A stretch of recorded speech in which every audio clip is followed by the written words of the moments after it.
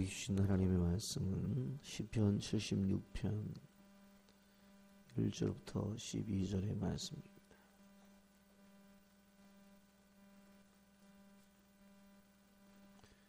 시편 76편 1절부터 12절 말씀. 하나님은 유대에 알려지셨으며 그의 이름이 이스라엘에 알려지셨도다.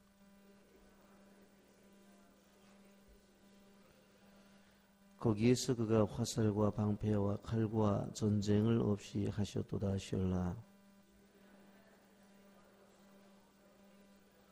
마음이 강한 자도 가진 것을 빼앗기고 잠에 빠질 것이며 장사들도 모두 그들에게 도움을 줄 손을 만날 수 없도다.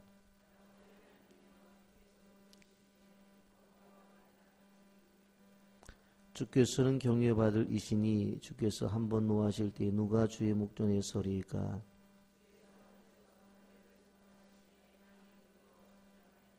곧 하나님이 땅의 모든 온유한 자를 구원하시려고 심판하러 일어나신 때로다.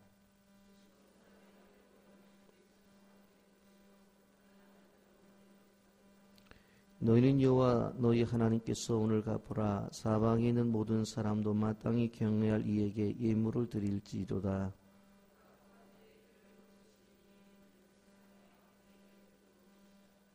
아멘. 이 새벽에도 자녀들과 함께 새벽을 깨우러 나오신 여러분들을 예수님의 이름으로 축복하며 환영합니다. 하나님은 초월하신 존재, 초자연적인 존재이십니다. 따라서 시간과 공간의 엄격한 제약 속에 사는 우리로서는 그 감히 하나님을 접근할 수도 없는 그러한 존재입니다. 이러한 하나님과 우리와의 관계 속에서 하나님 자신이 우리에게 나타내고자 한 방법을 신학적으로 계시다, 그렇게 표현을 합니다. 계시란 뜻은 가려진 것을 드러나 보인다라고 하는 뜻을 가지고 있는데, 오늘 1절에서 이렇게 말합니다. 하나님은 유다에 알려지셨으며 그의 이름이 이스라엘에 알려지셨도다. 여기에 알려지셨다라고 하는 이 말이 계시라고 하는 말입니다. 자, 그런데 우리에게 자신을 알리시는 하나님의 방법이 몇 가지가 있는데, 첫째로 그것을 자연 계시다 혹은 일반 계시다라고 하는 표현을 씁니다. 그것이 무엇인가 하면 이 자연과 역사를 통해서 자신의 섭리, 자신의 존재를 드러내시는 것입니다. 로마서 1장 20절 말씀에 보면 장소로부터 그의 보이지 아니하는 것들 곧 그의 영원하신 능력과 신성이 그의 만드신 만물에 분명히 보여 알려졌나니 그러므로 그들이 핑계하지 못할지니라, 그렇게 말씀을 합니다.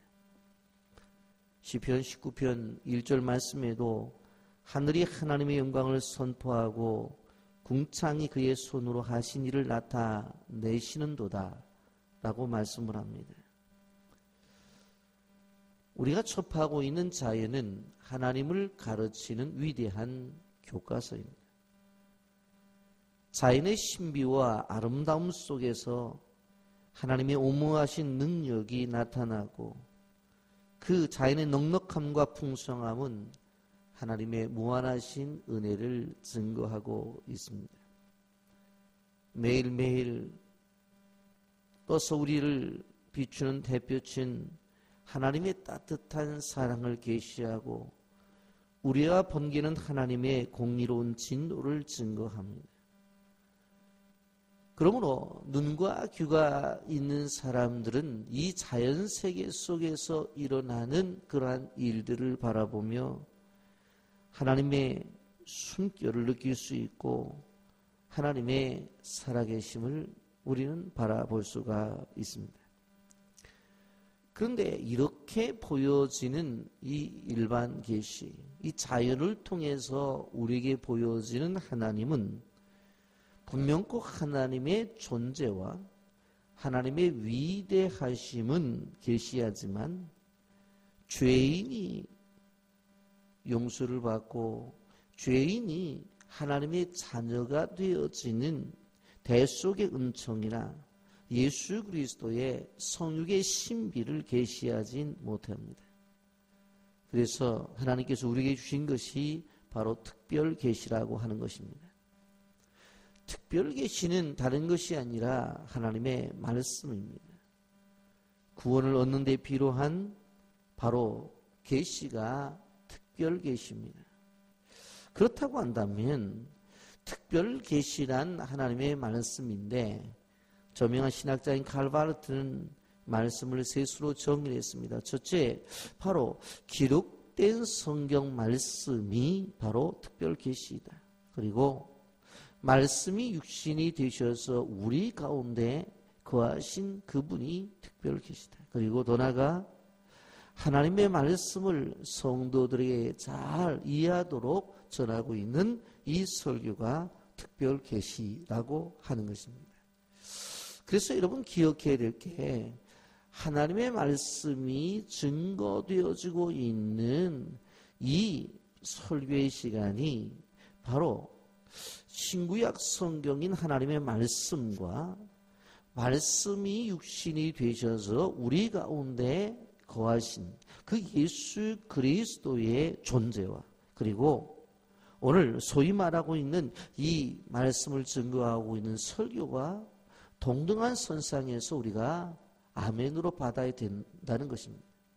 그래야 설교를 통해서 우리에게 주시는 말씀을 통해서 우리가 하나님을 경험할 수 있다는 사실을 기억하시기를 바랍니다. 그래서 다윗은 하나님의 말씀이 자신에게 어떻게 왔느냐, 시편 19편 10절 말씀에 보면 금곧 많은 순금보다 더 사모할 것이며 꿀과 송이꿀보다 더 달도다, 그렇게 말씀하고 있는 것을 보게 되어집니다. 분명코 하나님은 하나님 자신을 이 세상에 보여주셨다고 말씀했습니다. 그래서 오늘 이제 말씀의 1절부터 3절까지 보면 하나님은 유다에 알려지셨으며 그의 이름이 이스라엘에 알려지셨도다.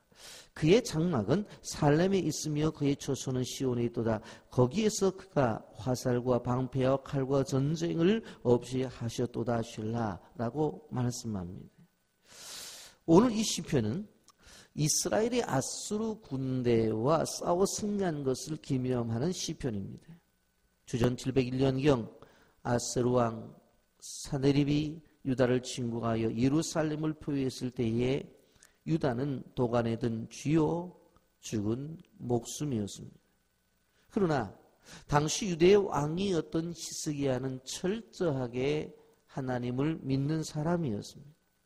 그런 이러한 환경이 되었을 때 다른 생각을 하지 아니하고 성전에 들어가 엎드려 하나님께 기도를 드립니다. 어떠한 상황이든지 간에 이 문제를 해결해 주실 분은 하나님이라고 그는 믿고 성전에 나가 기도를 했던 것입니다. 그래서 승리를 합니다. 이 승리를 경험한 그들은 이 전쟁의 승리가 철저하게 하나님의 은혜라고 하는 것을 알았습니다. 이 승리가 다른 승리가 아니라 존귀한 승리라고 하는 것입니다. 여러분, 존귀한 승리라는 어떤 승리를 의미합니까? 일반적으로 전쟁에서 승리하는 그 승리 속에는 이기심과 욕심이 섞여져 있습니다. 그러나 역사의 한 시점에서 히스기야가 경험한 전쟁의 승리는 하나님의 이름과 하나님의 명예를 위한 것이었기에 그 전쟁의 승리는 존귀한 승리였다라고 하는 것입니다. 시는 이 사건을 이야기하면서 하나님께서 이스라엘 백성들에게 알리셨다, 자신을 계시하셨다고 하는 것을 두 번씩이나 반복하고 있는 것을 볼 수가 있습니다. 18만 5천 명의 아수르 군대를 하룻밤에 손 하나 대지 아니하고 승리를 경험케 하셨습니다. 이제 이스라엘 백성들은 그것을 통해서 하나님의 자신들에게 어떠한 하나님을 목격하게 되었으며 그래서 하나님의 이름을 찬송하게 되었던 것입니다. 이제 유다와 이스라엘이라고 강조된 것은 다른 것이 아니라 바로 그들이 치러왔다가 멸망을 당했기 때문에 그렇습니다. 시는 유다의 수도인 예루살렘에 하나님의 거처인 성막이 있다고 선포합니다. 그의 장막은 살람에 있으며 그의 초소는 시온에 있도다. 결국 무엇인가 하면 예루살렘과 시온을 지켜주신 이유는 그곳에 자신이 거하고 있는 성전이 있기 때문에 그런 것입니다. 하나님은 일찍이 예루살렘을 선택하고 솔로몬을 통해 그곳에 자신의 거처인 성전을 지으셨습니다. 그렇기 때문에 자신이 거처하는 성전을 하나님께서는 끝까지 보호하시는 것입니다. 그래서 이스라엘 백성들이 구원을 받은 그 중심에는 바로 하나님의 전이 있기 때문이라고 하는 것입니다. 왜 우리가 교회 중심의 믿음의 생활을 해야 되느냐? 주님의 피로 값주시고 사신 장소가 교회이기 때문에 우리는 교회 중심의 믿음 생활을 하게 될 때에 우리의 삶의 모든 것들이 보장받는다는 사실을 기억하시기를 바랍니다. 오늘 3절에서 뭐라고 말합니까? 여러분, 왜 하나님께서 유다와 이스라엘에 그 이름이 알려지셨는지 설명을 합니다. 그것은 하나님께서 원수들의 화살과 방패와 칼과 전쟁을 깨트리셨기 때문에 그렇습니다. 거기에서 그가 화살과 방패와 칼과 전쟁을 없이 하셨도다. 여러분, 화살과 방패와 칼은 당시 전쟁에 사용되어지는 대표적인 무기였던 것입니다. 이제 하나님이 최신 무기로 무장하고 예루살렘을 공략하려고 했던 아수르 군대를 무력하게 만들었습니다. 바로 하나님은 전쟁을 통해서 유대를 정복하려고 했던 대적들의 모든 도모를 허사가 되게 만들었다고 하는 것입니다. 여러분, 하나님께서 이러한 모든 것을 깨트리셨다, 전쟁을 없이 하셨다라고 하는 것은 유다를 점령하던 대적들의 무기와 힘을 무너뜨렸다라고 하는 것을 오늘 말씀하고 있는 것입니다. 여러분, 아수르의 정예 군대들은 새로운 무기들을 무장하고 예루살렘을 정복하기 위해서 포위를 하고 있었습니다. 그들은 유다가 자기 나라를 구원하지 못할 것에 대해서 분명히 장담하고 항담을 요구하고 있습니다. 그들도 그러한 이야기를 듣지만 적절한 대응을 하지 못하고 있어요. 그런데 하나님은 선지자를 통해서 바로 대적이 멸망할 것을 선포해요.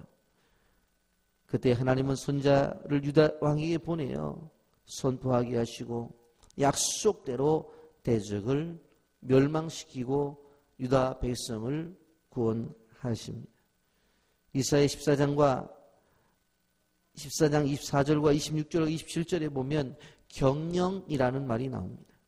제가 길지만 읽어드립니다. 만군의 여호와께서 맹세 이르시되 내가 생각하는 것이 반드시 되며 내가 경영한 것을 반드시 이루리라.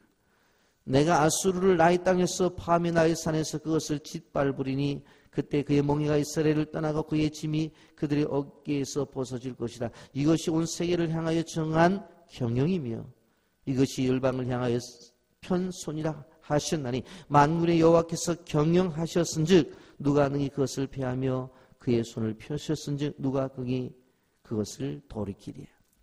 여러분, 경영이라고 하는 것은 바로 우리가 잘 아는 대로 사업을 경영한다라고 말을 하게 되어질 때 움직인다는 것입니다. 그것을 가지고 주권 속에서 그것을 만들어 간다는 거예요. 하나님께서 우리 개인의 삶과 우리의 가정과 교회와 이 나라 이 민족의 모든 것들을 하나님은 하나님의 손으로 경영하신다는 사실을 기억하시기를 바랍니다.